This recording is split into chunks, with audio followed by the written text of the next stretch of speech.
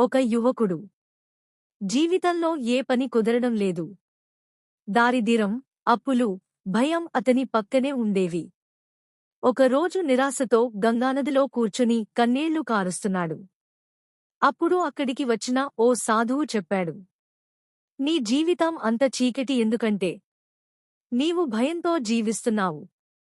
అయితే ఒక దేవుడు ఉన్నాడు. భయాన్నే భయపెట్టే దేవుడు. ఆయనే కాలభైరవుడు. ఆ యువకుడు మొదట భయంతోనే చూశాడు. భైరవుని రూపం గట్టిగా ఉంది. కాని కళ్లలో కరుణ.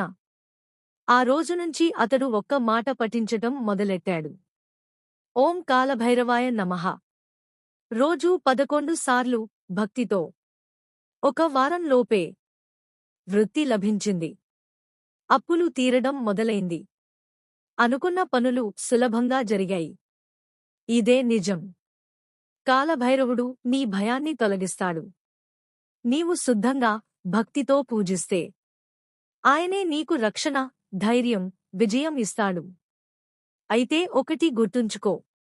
కాలభైరవుని నమ్మినవారిని ఎవరూ తాకలేరు.